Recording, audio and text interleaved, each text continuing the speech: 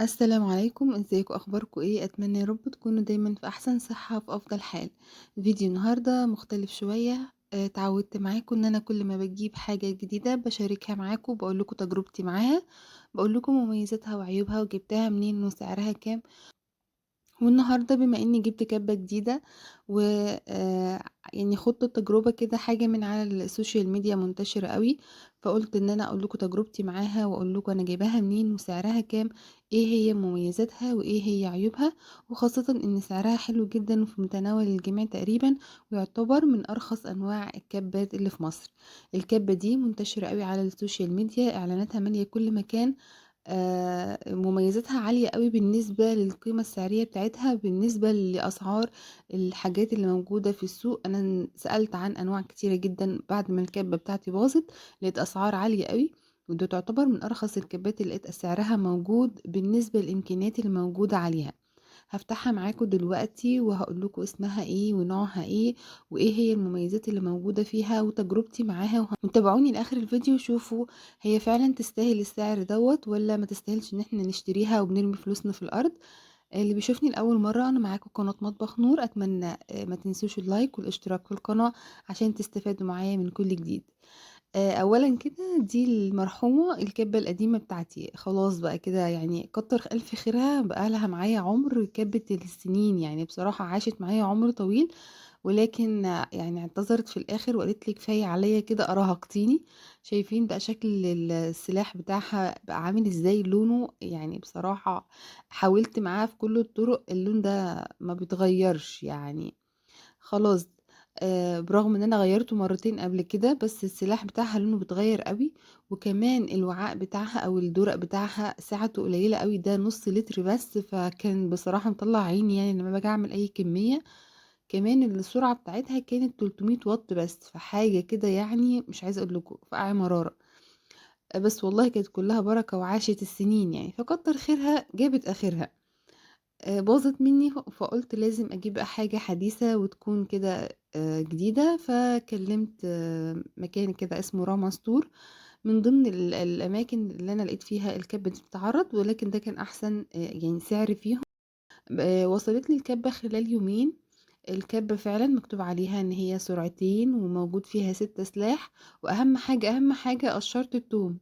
وكمان الكَبّة جاية بسرعة 1000 واط، غير المرحومة اللي عندي كانت 300 واط بس، فكانت طبعًا ممنوع أعمل فيها أي حاجة تقيلة، كانت بتبوظ على طول. تعالوا نفتح مع بعض بقى الpackage ونشوف كده جاي لي فيه إيه. الpackage جاي لي جواه كده كرتونتين، هو أولًا التغليف بتاعه حلو جدًا وجاية محفوظة كويس أوي، ما فيش فيها أي حاجة. عبارة كده عن كرتونتين موجودين جوه الكرتونة الكبيرة ديّة. تعالوا بقى نشوف جواهم إيه. شكلها حلو أصلًا، اللون حلو تحفة. وساعة ما فتحت طبعًا أنتِ ما بتختاريش اللون، هو بيبعت لِك اللون اللي هو عايزه. فأول ما شُفت اللي هو الbaby pink ده تحفة، أنا باحب اللون ده أوي. أول حاجة طلعت معايا هو السلاح ده بتاع تقشير التوم، وفرحت جدًا لمّا شُفته وقُلت يا رب، يا رب فعلًا يكون بيقشّر التوم، يبقى كده رحمني من مشكلة كبيرة جدًا كلنا بنعاني منها.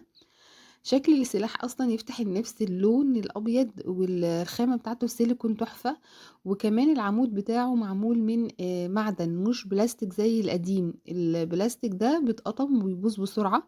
فأنصحِك وأنتِ بتشتري كَبّة من أي نوع، مش شرط النوع اللي أنا شارياه، إنِّك تدوّري على العمود بتاع الكَبّة إن هو يكون من المعدن. بصراحة أنا مش عارفة ده حديد والّا ألومنيوم والّا إيه، بس هو معدن أحسن بكتير جدًا من والمعدن ده تضمني إنه يعيش معاكِ عُمر طويل. الجزء التاني هنا لقيت اللي هو السلاح بقى اللي هي الشفرات، جاي معاها شفرتين احتياطي والشفرة الأساسية اللي هي في العمود، طبعًا علشان الكميات لو هتعملي كميات كبيرة. وزي ما قُلت لكم شايفين فرق العمود هنا قد إيه، أو السلاح بتاع الكَبّة فرق كبير. الشفرات شكلها حادة جدًا وما شاء الله كانت حلوة أوي. لون الكَبّة بقى يعني بُصّوا في حتة تانية بقى، خطف قلبي بجد. وكمان الجزء بتاع الموتور هنا برضو معمول من المعدن مش من البلاستيك، برغم ان الكبة بتاعتي القديمة كانت ماركة يعني كلنا طبعا عارفين ماركة مونوليكس وغنية عن التعريف، يعني ما كانتش حاجة رديئة. إلا إن دي طبعًا فاقت عنها بكتير. اتفاجئت بيه. أنا كنت مفكّرة إن الكَبّة تركي ومكتوب عليها تركي، ولكن اكتشفت إن هي design تركي بس، لكن هي مش من تركيا ولا حاجة، مش مستوردة يعني، تقريبًا مصري أو إيه مش عارفة، ولكن هي design تركي مش تركي. الكَبّة حور اللي قلبة الدنيا. جِبتها بصراحة يعني بُصّوا الانطباع الأول كده عجبتني. شكل الدُرَق بقى، الدُرَق معمول من الإكليريك الشفاف اللي شكله حلو أوي وخامته باين عليها إن هي نضيفة، غير الإكليريك التاني بتاع الكَبّة اللي يعني مجرد ما باستخدمها أسبوعين 2 بالاقي الإكليريك بدأ لونه يغيّر. الإكليريك هنا حلو أوي. فعلًا سعة الدُرَق بتاعتها 2 لتر، يعني باعمل فيها العصير يعني. حلوة أوي، أوي بجد، السعة بتاعتها ممتازة وهتريحني كتير جدًا، فرق كبير بين الاتنين. تعالوا بقى ندخل المطبخ ونجربها كده عملي ونشوف الدنيا هتبقى ماشية معاها إزاي. هنا كده جبت بصلاية قطعتها وحطيتها في الكبة، وتعالوا بقى نشوف مميزات وعيوب الكبة بتاعتنا عشان نشغلها. أول عيب لقيته في الكبة بصراحة إن أنتِ لازم تحطيها في اتجاه معين، يعني شايفين الموتور مش مستقيم كده أو يعني مش متساوي، في ميول كده عامل زي الموجة كده. الموجة دي لها اتجاهات معينة ولازم تمشي مع الاتجاهات بتاعة الغطا. فانت لو حطيتي الموتور فوق الغطا مش في مكانه مش هتشتغل معاكي، فلازم تقعدي تحاولي مرة واتنين وتلاتة لحد ما تتعلمي بقى تحطيها فين، وكلها شبه بعضها. فبصراحة ده العيب الوحيد اللي ضايقني فيها يعني. لكن فرمت البصل على السرعة الأولى. هي فيها سرعتين، فرمت البصل على السرعة الأولى ما شاء الله في ثواني كانت بصلة كبيرة واتفرمت. اللي عجبني بقى في الفرم هنا إنه مفيش فيه مية، ما يعني ما خلاليش البصلة معصورة، لأ البصلة مبشورة بشر حلو جدا بدون ما تنزل ولا نقطة مية. فبصراحة الفكرة دي عجبتني قوي. أهم حاجة، أهم من البصل وأهم من الدنيا دي كلها بقى التوم. يعني بيقولوا بتقشر التوم، تعالوا بقى نشوف بتقشر توم ولا لأ. كنت جايبة توم، شايفين الحركة اللي بقولكوا عليها، لازم اقعد الف كده حوالين يا تيتا لحد ما اوصل يا ترى هي هتشتغل من انهي ناحية.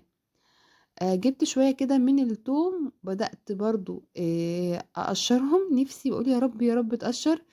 لقيت التوم معايا اتبهدل واتهرس مني خالص ولسه القشرة بتاعته عليه.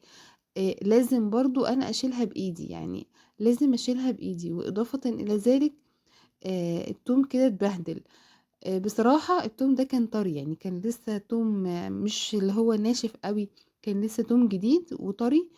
فاتبهدل معايا واتكسر التوم بالشكل اللي شايفين فص التوم طالع متبهدل كده. قُلت يمكن العيب مش في الكبة، العيب بقى في التوم عشان هو لسه طري، فما اتحمّلش إن هو يتحط في الكبة بالشكل ده. فجرّبت بقى في توم ناشف. بصراحة التجارب دي على يعني الكبة هنا كده يعني عندي بقى لها فترة، وكل ما باجرّب حاجة باصورها عشان أوريها لكم. جِبت توم ناشف بعد كده وبدأت برضه أضربه بقى في الكبة مع القشّارة بتاعة التوم. شايفين بيحوّش هنا، يعني بيدخل جوّه الغطا كده شوية. و وتعالوا بقى نشوف التوم كده برضه نفس الفكرة بالضبط، بس يعني يمكن حالًا أفضل شوية. في شوية من التوم اتهرسوا وشوية اتقشّروا. يعني برضه مش اللي هي الواو، هي هتسهّل عليكِ الدنيا شوية، بس برضه هتلاقي نفسِك بتقشّري التوم في الآخر. جرّبتها بقى طبعًا مع الطماطم عشان تستغني عن الخلاط. هي حلوة جدًا في العصير، يعني جرّبتها أصلًا في العصاير، هي عندي من رمضان. بقيت أعمل فيها العصاير. بُصّوا هي تحت إيدي دلوقتي كَبّة وخلاط، سعة الدُرَق مساعداني جدًا.